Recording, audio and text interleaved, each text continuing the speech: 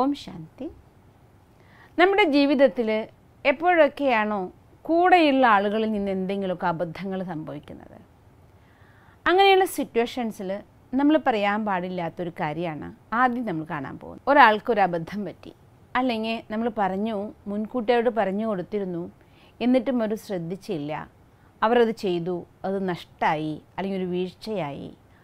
അങ്ങനെയുള്ള സമയങ്ങളിലൊക്കെ പലപ്പോഴും നമ്മൾ പറഞ്ഞു പോകാറുണ്ട്, അപ്പോഴും ഞാൻ നിന്നോടത് പറഞ്ഞതല്ലേ, അപ്പോഴും ഞാൻ നിന്നോട് പറഞ്ഞതല്ലേ നമ്മൾ പറയുന്നതോടുകൂടി നമ്മളിൽ നിന്ന് ഓൾറെഡി അവരെന്തോ പ്രതീക്ഷിച്ചുകൊണ്ടാണ് ആ സിറ്റുവേഷൻ ആണെങ്കിലും ഒരു അബദ്ധം പറ്റി നമ്മളൊന്ന് പ്രതീക്ഷയോട് കൂടി നമ്മുടെ അടുത്ത് എത്തുകയാണ്.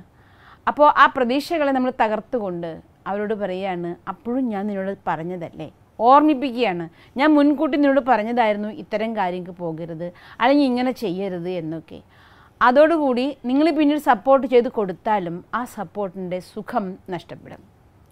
അതുകൊണ്ട് നമ്മൾ മുൻകൂട്ടി പറഞ്ഞു, കാര്യം ശരിയാണ്, നമ്മൾ അവരെ ബോധവാന്മാരാക്കാൻ ശ്രമിച്ചു, അല്ലെങ്കിൽ അവരോട് നമ്മൾ വാർണിംഗ് ചെയ്തു, അത് അരുതെന്ന് പറഞ്ഞു, ഇങ്ങനെ ചെയ്യരുതെന്ന് പറഞ്ഞു, എന്നിട്ടും അവർ ചെയ്തു, എന്നൊരു അബദ്ധം സംഭവിച്ചു, നമ്മൾ പറഞ്ഞതുപോലെ തന്നെ നഷ്ടമായി, അല്ലെങ്കിൽ അവർക്കൊരു വിഷമകരമായ സിറ്റുവേഷനായി. അങ്ങനെ സിറ്റുവേഷനിൽ എത്തിക്കഴിഞ്ഞൊരു വ്യക്തിയോട് ഒരിക്കലും പഴയ കാര്യം ഒന്നുകൂടി ആവർത്തിക്കുന്ന, ഞാൻ നിങ്ങളെ പറഞ്ഞതല്ലേ എന്ന് ഓർമ്മിപ്പിക്കുന്ന ഒരു കാര്യം നമ്മൾ ഒരിക്കലും പറയരുത്. പറയുമ്പോൾ അവരും നമ്മളും തമ്മിലൊരു ഗ്യാപ്പ് ഉണ്ടാകും. അഥവാ നമ്മൾ എന്താണോ ആഗ്രഹിച്ചത് അവരെ നന്നാക്കി നമ്മുടെ കൂടെ നിർത്തണം എന്നുള്ളൊരു ആഗ്രഹത്തിനാണ് നിങ്ങൾ ചെയ്യണമെങ്കിലും അതൊരിക്കലും സംഭവിക്കില്ല. മറിച്ച്, ഞാൻ ഇവരുടെ അടുത്ത് വരണ്ടായിരുന്നു, ഇവരോട് ഞാൻ അറിയാം എനിക്ക് ഇങ്ങനെയൊക്കെയാണെന്ന്, എന്നാലും ഞാനൊരു പ്രതീക്ഷിച്ചിട്ടാണ് വന്നത്, ആ പ്രതീക്ഷ എന്നെ തകർക്കും, അവരുടെ മനസ്സിനെ വേദനിപ്പിക്കും. ഒരാളുടെ മനസ്സിനെ വേദനിപ്പിച്ചു കഴിഞ്ഞാൽ ഒരിക്കലും നമുക്കത് നമ്മുടെ യാത്രയിൽ അഥവാ നമ്മുടെ ജീവിതത്തിൽ ഒരു സുഖം തരില്ല. അതുകൊണ്ട് ഒരിക്കലും നിങ്ങൾ ഉപയോഗിക്കാൻ പാടില്ലാത്തൊരു വാക്കാണ് അപ്പോഴും ഞാനത് പറഞ്ഞതല്ലേ എന്ന് ആരോടും നിങ്ങൾ പറയരുത്. ആ സമയത്ത് പറയാതിരിക്കുന്നതിലാണ് നമ്മുടെ വിജയം, അവിടെയാണ് നമ്മുടെ ശക്തി എന്ന് പറയുന്നത്. ഇതുപോലെ തന്നെ രണ്ടാമത് നമ്മൾ ഇടയ്ക്കിടയ്ക്ക് പറഞ്ഞു പോകുന്നൊരു കാര്യമാണ്, ചിലരുടെ സ്വഭാവമൊക്കെ നമുക്കറിയാം, അതുകൊണ്ടാണ് നമ്മൾ പറഞ്ഞു പോകുന്നത്, നീ എപ്പോഴും ഇങ്ങനെ തന്നെയാണ്, നീ ഇങ്ങനെയേ പ്രവർത്തിക്കൂ.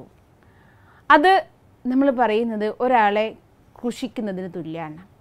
ചിലർക്ക് അബദ്ധങ്ങൾ വീണ്ടും വീണ്ടും ഉണ്ടായിക്കൊണ്ടിരിക്കുക എന്നുള്ളത് സാധാരണ ആയിരിക്കും. പക്ഷേ അവർ അബദ്ധം ചെയ്യണമെന്ന് വെച്ചിട്ടല്ല, തെറ്റ് ചെയ്യണമെന്ന് വിചാരിച്ചിട്ടല്ല വീണ്ടും വീണ്ടും ചെയ്തുകൊണ്ടിരിക്കുന്നത്, അതിനെ തിരുത്താനുള്ള ശക്തി ഇല്ലാത്തത് കൊണ്ടാണ്. അപ്പോൾ നമ്മുടെ ശുഭഭാവനയാണ് അവരെ നമ്മുടെ കൂടെ കൊണ്ടുപോകാനും അവരുടെ തെറ്റിൽ നിന്ന് ഉദ്ധരിക്കാനും സഹായിക്കാം. പക്ഷെ നമ്മൾ അവർ വീണ്ടും വീണ്ടും കണ്ടുപോകുമ്പോൾ നമ്മളും അറിയാതെ പറഞ്ഞു പോകും, നീ എന്നും ഇങ്ങനെ തന്നെയാണ്. അഥവാ ഒരു പ്രാവശ്യമോ 2 പ്രാവശ്യമോ 3 പ്രാവശ്യമോ ആയി കഴിയുമ്പോൾ സ്വയമേവ നമ്മൾ പറഞ്ഞു പോവും, നീ ഇങ്ങനെ തന്നെയാണ്, നീ മാറാൻ പോകുന്നില്ല, നിൻ്റെ ജന്മസ്വഭാവമേ ഇതാണ്, ഇങ്ങനെയൊക്കെ പറഞ്ഞുകൊണ്ട് മറ്റുള്ളവരെ വേദനിപ്പിക്കാറുണ്ട്. ഇത് ഒരിക്കലും നല്ലതല്ല. എല്ലാവരും പെർഫെക്റ്റ് ആവാൻ ആഗ്രഹിക്കുന്നത്, ആർക്കും തെറ്റ് ചെയ്യാൻ ഇഷ്ടമില്ല. എല്ലാവരും എല്ലാവരുടെ മുന്നിലും നല്ലവരായിക്കൊണ്ട് എല്ലാവരിൽ നിന്നും ഒരു അനുഗ്രഹത്തോടു കൂടി ഒരു ജീവിതം തന്നെയാണ് എല്ലാവരും ആഗ്രഹിക്കുന്നത്. ചിലവരുടെ ഉള്ളിൽ ചില വീക്ക്നെസ് ഉണ്ടാവും. ആ വീക്ക്നെസ് കാരണം അവർക്ക് അതിനെ മാറ്റണം എന്ന് ആഗ്രഹിച്ചാലും പറ്റാതെ വീണ്ടും വീണ്ടും അവർ പ്രയാസപ്പെട്ടുകൊണ്ടിരിക്കുകയായിരിക്കും. ആ സമയത്താണ് നമ്മൾ പറയുന്നത്, നീ എന്നും ഇങ്ങനെ തന്നെയാണ്. അപ്പോൾ അവരെ മാറാനുള്ള അവരുടെ ആ മനസ്സിൻ്റെ ആഗ്രഹത്തിൽ ഒന്നുകൂടി നമ്മൾ തളർത്തുകയാണ്. എന്നെക്കൊണ്ട് മാറാൻ പറ്റില്ല എന്ന് തോന്നുന്നുണ്ട്, ഞാൻ എന്താ ചെയ്യുക, എൻ്റെ സ്വഭാവം ഇങ്ങനെയായിപ്പോയി, എനിക്കൊന്നും മാറാൻ പറ്റില്ല, ഞാൻ മോശക്കാരനാണ്, ഞാൻ ഇങ്ങനെയായി. അവർ ഇൻഫീരിയോറിറ്റി കോംപ്ലക്സ് വളരാനും അവരിൽ ദുഃഖത്തിൻ്റെ ഒരു അലയുണ്ടാക്കാനും നമ്മൾ കാരണമാകും. അത് നല്ല കാര്യമല്ല.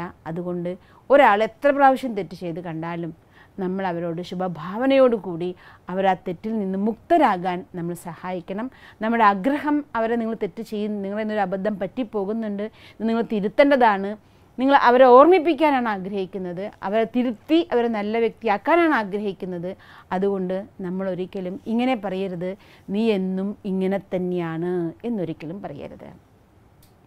അതുപോലെ മൂന്നാമത്തെ ഒരു കാര്യം നമ്മൾ പറയാറുണ്ട് പലവരോടും, നീ ഇങ്ങനെ തന്നെ ഈ കാര്യം ചെയ്തിരിക്കണം. നമ്മൾ എപ്പോഴാണോ നീ ഇങ്ങനെ തന്നെ ഈ കാര്യം ചെയ്തിരിക്കണം എന്നൊരു വ്യക്തിയോട് ഓർഡർ കൊടുക്കുന്നത്, ഒരു ആജ്ഞ ഇറക്കുന്നത്, ആ വ്യക്തിയെ ബന്ധിപ്പിക്കുകയാണ്. അവൻ്റെ ക്രിയേറ്റിവിറ്റി, അവൻ്റെ കഴിവുകളെ, അവൻ്റെ പ്ലാനുകളെ ഒന്നും പ്രാക്ടീസ് ചെയ്യാനുള്ള ചാൻസ് ഇല്ലാതാക്കുകയാണ്.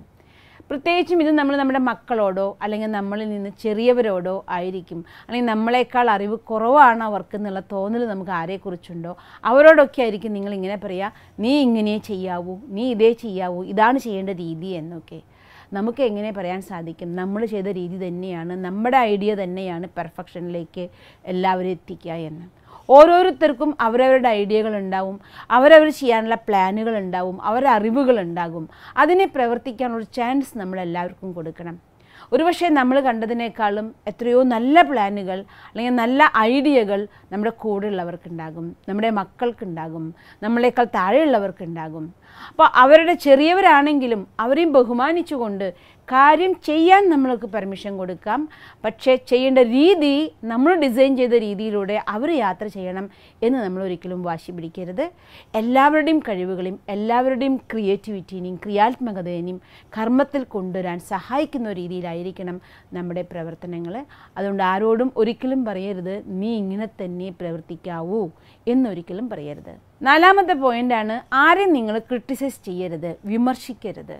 കുക്കുടം ചിക്കിപ്പറക്കും പോലെ എല്ലാവരുടെയും കുറ്റങ്ങളെ കണ്ടുപിടിക്കുന്നൊരു സ്വഭാവം കുറേ ആളുകളിലുണ്ട്.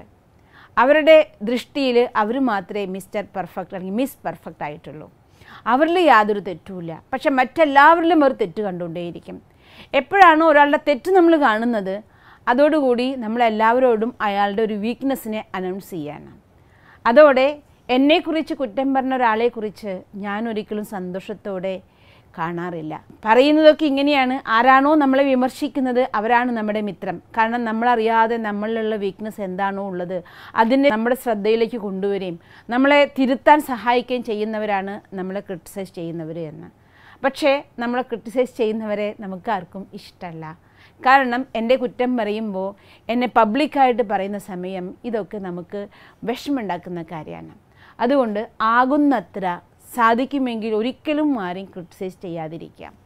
ഈ 4 കാര്യം നമ്മൾ ജീവിതത്തിൽ ഒരിക്കലും ചെയ്യാതിരിക്കേണ്ടുന്ന 4 കാര്യങ്ങളാണ്. ഒന്നാമത് നമ്മൾ ശ്രദ്ധിക്കേണ്ട കാര്യം, നീ എപ്പോഴും അങ്ങനെ തന്നെയാണ്, പറയാതിരിക്കണം. 2ാമത്, നീ എന്നും ഇങ്ങനെ തന്നെ ചെയ്യുള്ളൂ, അതൊരിക്കലും പറയാതിരിക്കണം.